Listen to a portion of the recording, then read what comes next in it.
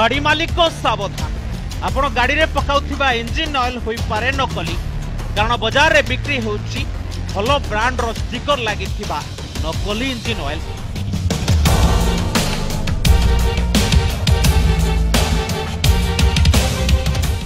Engine oil आपणको गाड़ी पाई पूरा विष भली भुवनेश्वर ठाब होइछि नकली इंजिन ऑयल कारखाना।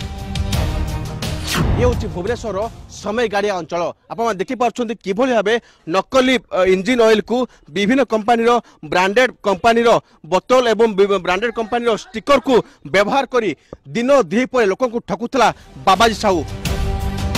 Commissionerate police quick action team चढ़ाऊ जबत होइछि प्राय 500 लिटर नकली लिब्रिकेंट गिरफ होइछि कारखाना मालिक बाबाजी साहू। जन व्यक्ति अरेस्ट होइছে आहुरी भी आम देखु को जगह भुवनेश्वर एमती होउछि और केबेठर होउछि सर केते परिमाण रे ह्यूज क्वांटिटी रे वर्तमान हम तार चली छि तार मापटा और ह्यूज क्वांटिटी रे करा होइछि और जहा जना पडुछि अलगा जगह रे भी थाई पारे सेति पे हम तंत करूछु। ए नकली लिब्रिकेंट जे काहारी को भी धोखा दे पारे बड़ चतुरतार सह तयारी होउतला नकली इंजिन ऑयल।